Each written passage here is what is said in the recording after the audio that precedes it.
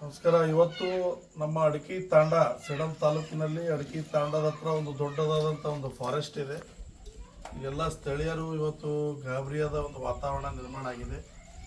ಒಂದು ವಾರದ ಹಿಂದೆ ಅಷ್ಟೇ ಇಲ್ಲೊಂದು ಚಿರತೆ ಕಂಡಿದೆ ಅಂತೇಳಿ ಇವತ್ತೆಲ್ಲ ಗ್ರಾಮಸ್ಥರು ಎಲ್ಲ ಇವತ್ತು, ಯಾಕಂದರೆ ಎಲ್ಲ ಚಿಕ್ಕ ಚಿಕ್ಕ ಮಕ್ಕಳಿದ್ದಾರೆ ಮತ್ತು ದನ ಕರುಗಳನ್ನು ಸಾಕ್ತಾ ಬಂದಂಥ ಈ ತಾಂಡದವರೆಲ್ಲ ದುಡಿಮೆಯಿಂದ ತೊಡದಾಗ ಇವತ್ತು ತಾಂಡ ಸ್ವಲ್ಪ ಊರಿಂದ ಆಚೆ ಇರೋದ್ರಿಂದ ಮತ್ತು ಇದು ಫಾರೆಸ್ಟ್ ಹತ್ತಿರ ಇರೋದ್ರಿಂದ ಇಲ್ಲಿ ಪ್ರಾಣಿಗಳು ಓಡಾಟ ಕಂಡು ಬಂದಿದ್ದು. ಇದು ಮೊದಲು ಕೂಡ ಹಿಂದಿನ ಒಂದು ಸ್ವಲ್ಪ ವರ್ಷದಿಂದ ಅಷ್ಟೇ ಗೊಂದೇಪಲ್ಲಿ ತಾಂಡದಲ್ಲೂ ಕೂಡ ಕಂಡಿದೆ ಅಂತೇಳಿ ಸ್ವಲ್ಪ ಜನ ಹೇಳ್ತಾ ಇದ್ದಾರೆ.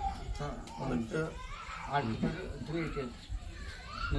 ಫಾರೆಸ್ಟ್ ಏರಿಯಾ 380 ಇದೆ ಅಂತ ಇಲ್ಲಿ. ಅದಕ್ಕಾಗಿ ಇಲ್ಲಿ ಏನು ಈ ಥರ ಘಟನೆ ಆಗಿದೆ ಅದಕ್ಕೆ ಮುಂದಿನ ಒಂದು ಜಾಗೃತ ಕೈಗೊಳ್ಬೇಕಂತೇಳಿ ಎಲ್ಲ ತಾಂಡದವರು ಇವತ್ತು ಒಗ್ಗಟ್ಟಾಗಿ ಒಂದು ಅರ್ಜಿನೂ ಕೂಡ ನಾಳೆ ಕೊಡ್ತಾ ಇದ್ದಾರೆ. ನಾನು ಫಾರೆಸ್ಟ್ ಆಫೀಸರಿಗೆ ಮಾತಾಡಿದ್ದೀನಿ.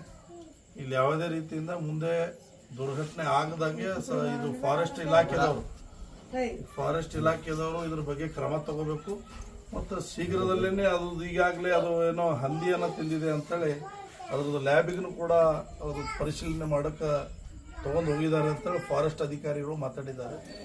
ಅದೇ ರೀತಿಯಾಗಿ ಇಲ್ಲಿ ಈಗ ಒಂದು ಭಯದ ಒಂದು ವಾತಾವರಣ ನಿರ್ಮಾಣ ಆಗಿದೆ. ಒಂದು ವಾರದ ಹಿಂದಷ್ಟೇ ಈ ಘಟನೆ ನಡೆದಿದೆ. ಇಲ್ಲಿ ನೋಡ್ತಾ ಇದ್ರೆ ಭಾಳಷ್ಟು ಚಿಕ್ಕ ಮಕ್ಕಳು ಕೂಡ ಇದ್ದಾರೆ. ಯಾವುದೇ ಸಮಯದಲ್ಲಿ ಇಂಥ ಒಂದು ಘಟನೆ ಆದರೆ ನಾಳೆ ಒಬ್ಬ ಮನುಷ್ಯರ ಮೇಲೂ ಕೂಡ ಅಟ್ಯಾಕ್ ಮಾಡೋಂಥ ಸಾಧ್ಯತೆಗಳು ಜಾಸ್ತಿ ಇರೋದಕ್ಕೆ ಶೀಘ್ರದಲ್ಲೇ ಸರ್ಕಾರ ಇದ್ರ ಬಗ್ಗೆ ಕ್ರಮ ತಗೋಬೇಕು ಮತ್ತು ಇಲ್ಲಿ